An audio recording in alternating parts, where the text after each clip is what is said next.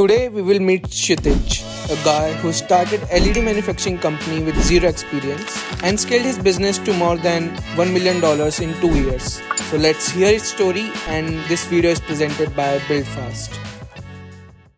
Relish started with me and my partner. We were two guys and we didn't have any money nor the experience of the industry. We started our first setup with one machine, and the funds for that came through family, friends, loan from family and friends. Within 1 month of operation, we had own orders which we couldn't fulfill with the machine we bought. And by that time we understood that we need another machine. The limit was exhausted for us, like whatever family could give, they have already given. So I reached out to a lot of banks, then most of them rejected my proposal. But God was there and we got initial loan money from the government banks against the machinery. From that point onward, it was a good start for us. We had the machinery in place, we had the orders.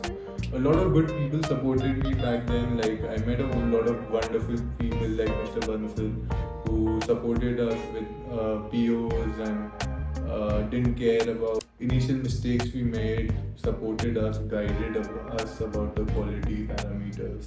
We came from a zero knowledge in the LED industry background. Like I still remember one of our very first initial meetings with some client, and he asked how basically does a LED bulb work, and I answered that you switch on the switch, the current flows to the bulb, the switch lights up. You close the switch, the currents get cut off and the bulb is off.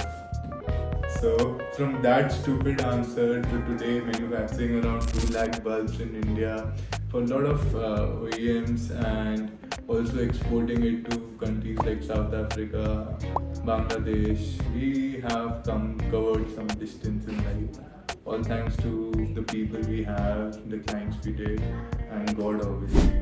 Reaching the first customer is always difficult for any business. It is a point where you get to know whatever you have invested or worked for will really come out true, will it sell or not, by reaching your first client. For Relish, it came very easy because we have one simple straight strategy. The strategy was to give the client the first taste of the service for free of cost. You can say that we went from door to door to our clients. What work we could do, we just offered our service for free for the first month. We got a few sample kits from different godfathers of the industry who was trying to make some new models or whatever, and they were having challenges because not a lot of people are interested in mounting very small quantities, some new models or whatever, and it's more expensive to manufacture very little quantities. But we at Relish Overseas gave this service for free of cost. So this attracted a lot of people, and that's how we got the first client. And once we started getting good number of clients on our platter, then we asked for money for services. So the strategy was simple: do the painful job at free of cost, and when the customer has your trust, you can ask for your services for payment. So has Relish achieved what it thought? I don't really think we have achieved that. If you speak purely in terms of finances, no, we are not quite there. But if we talk about the experience side of the thing, I think we are pretty rich. In last 3 years, we started with zero, and we participated very recently in the government projects of G20 Meet. So we lit up a lot of government parks, streets for the G20 Meet in Noida, Greater Noida. We have exported to 2 countries, South Africa and Bangladesh. Not a very good trend in India has been there for export, but a few people are there, and we are also trying to make this pie a little bigger for everyone in the industry. Third, we did OEM manufacturing for some of the major clients in the LED industry. Also, our focus was more on supporting the people who want to start their own brand in LED manufacturing or LED industry. So for example, we have more than 28 people across 15 states who wish to start their own business. Came to us that they have small quantities and they want good quality products manufactured, and if we were ready to support them on their quantities and as a new business person.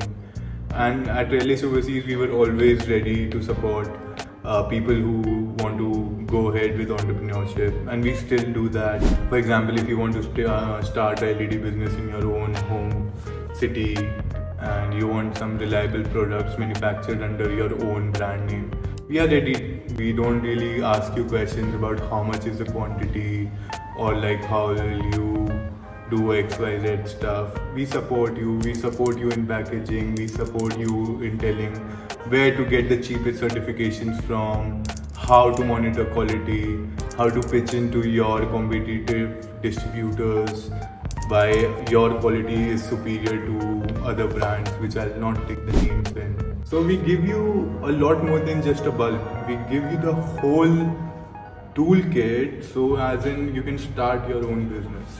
And I think that has been the very foundation of Relish, to support people so that they can sell out again or stand on their own. For me as Kshitij, it's a personal challenge. I feel that LED industry is still limited to the well-offs or the middle class. I think taking the industry to a level where you can make an affordable bulb and of a decent quality is a challenge, and we want to get that done. So right now we've got an opportunity to go to Germany and Europe and to join a institute which will help me shape up entrepreneurship in a deeper way. I've joined that program, it's for 2 years. I do not have much expectations, but to have a global overview of how the entrepreneurship is being shaped up in the young generation right now. If we can, talk in terms of sustainable energy and what are the beautiful startup ideas in that industry. Because I feel that if we are capable of sustainable energy in India, we are a population of 1.5 billion people and not enough resources are available in our country. Hence, the rich have more access to the power sources, but the poor doesn't have those accesses.